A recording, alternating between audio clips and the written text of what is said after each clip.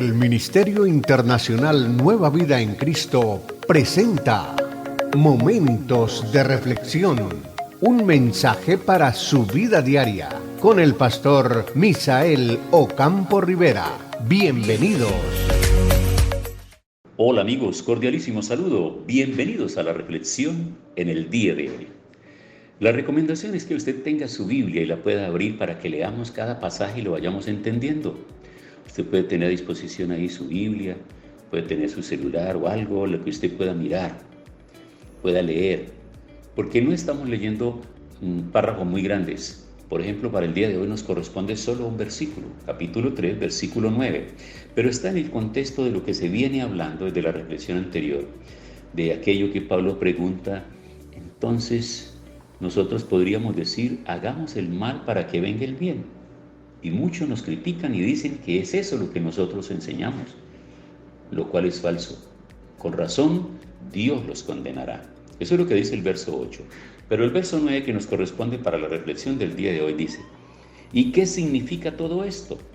¿Estamos los judíos en mejores condiciones que los que no son judíos? Claro que no.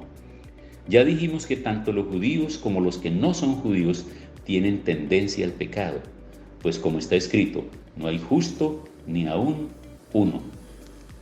Entonces vamos a entenderlo de la siguiente manera, vamos a ubicarnos en la Biblia. La única manera de poder entender la Biblia es si leemos la Biblia. La Biblia por sí sola se explica, lo único que tenemos es que tener es la habilidad para hacer que los pasajes paralelos, para hacer que esos pasajes puedan correlacionarse entre ellos y se pueda explicar. Entonces vamos a tomar a los judíos como el pueblo del Antiguo Testamento, el único pueblo que Dios tiene interés para salvarlo, porque así se refleja. Es una historia interesante, particular, su generis. Es una historia única de un pueblo que nace de una familia de muy pocos hijos. Inicialmente de una pareja de ancianos, la señora de 90 años y el esposo de 100 años, y tienen ese hijo que llaman Isaac. Nombre que significa risa, porque por supuesto cuando ellos están pidiendo a Dios un heredero porque los ha enriquecido, les ha dado tantos ganados, tienen tantas cosas, pero no tienen un hijo biológico y natural. Entonces Abraham está muy preocupado porque el que va a heredar a su muerte, el que se va a quedar con toda esa fortuna y con toda esa herencia, va a ser el criado consentido que se ha levantado y ha vivido toda la vida al servicio de Abraham. Pero Dios le dice, no se preocupe, yo te voy a dar un hijo. Y Dios le ha cumplido esa promesa. Ahora de ese hijo, entonces nacen dos hijos, nace Esaú y Jacob, y de Jacob van a nacer entonces las 12 tribus, como lo había explicado anteriormente en otra reflexión. Y esas 12 tribus constituyen lo que se conoce, se denomina o se llama el pueblo de Israel. Un pueblo, una nación y un estado que hasta hoy tiene presencia en el mundo y se ha convertido en una gran potencia, no solamente en términos espirituales, sino en términos de literatura, en términos de investigación, en términos militares, en términos políticos, en términos de ciencia, de premios Nobel. Es decir, es un pueblo extraordinario, es un pueblo grandioso, maravilloso, el pueblo de Dios.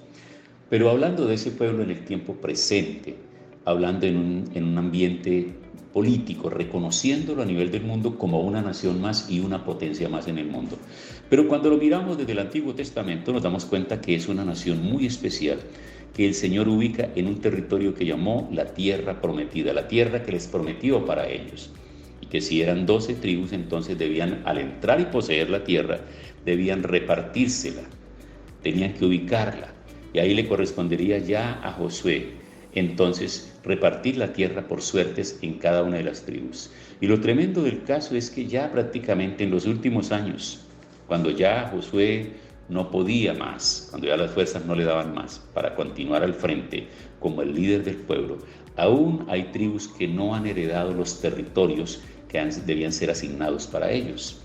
Ahí está la historia de ese pueblo. Y ese pueblo entonces a lo largo del desierto, ahora al entrar en la tierra prometida, ellos están convencidos, porque es una tradición abrahámica, que la circuncisión será lo más importante para esa relación entre los hombres y su Dios.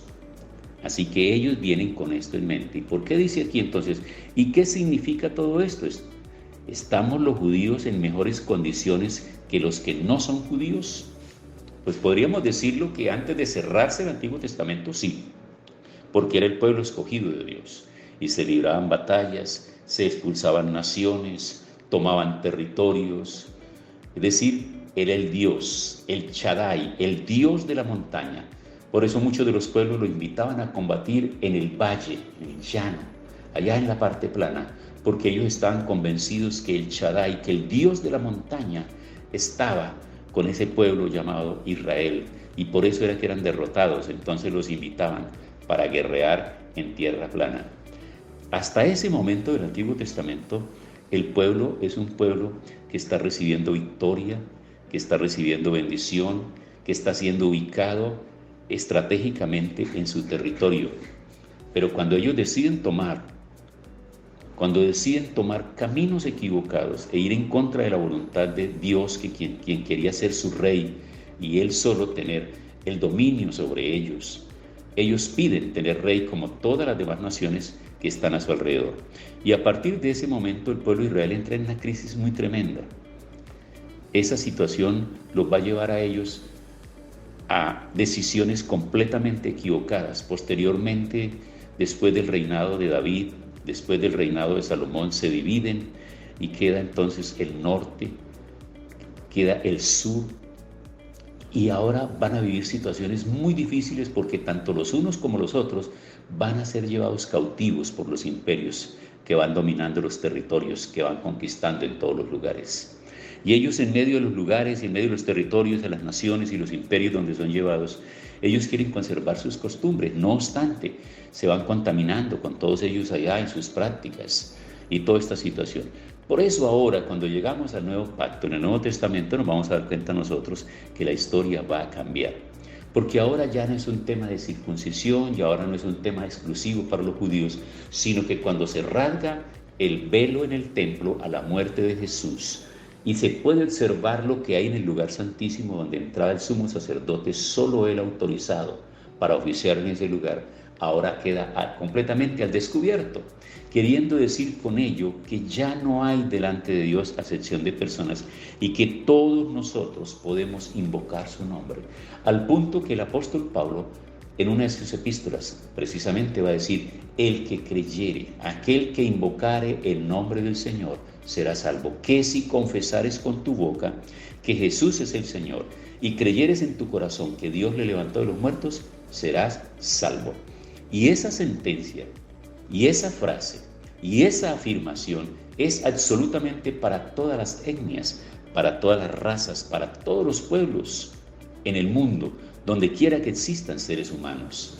Mire qué amor y qué misericordia, porque ya en el Nuevo Testamento entonces se va a declarar por parte de Juan lo que significa la venida de Cristo. Porque de tal manera amó Dios al mundo que ha dado a su Hijo unigénito para que todo aquel que en él cree no se pierda, mas tenga vida eterna.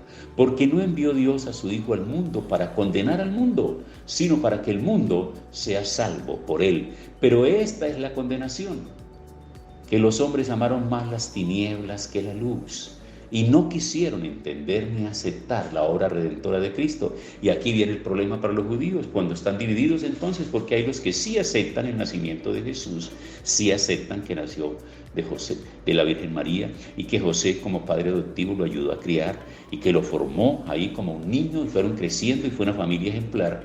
Ellos no aceptan eso, pero están los otros judíos que sí lo aceptan, y entienden perfectamente esto, y es lo que inicia el día de Pentecostés, cuando todos estos judíos que han llegado a la fiesta ahora escuchan el mensaje, escuchan lenguas, y hay algo nuevo y extraordinario en la vida de ellos.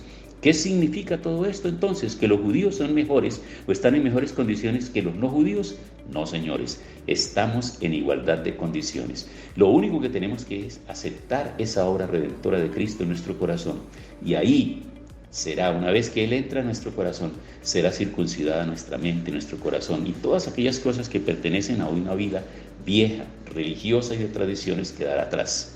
Y ahora Cristo hará en nosotros y nos convertirá en nuevas criaturas.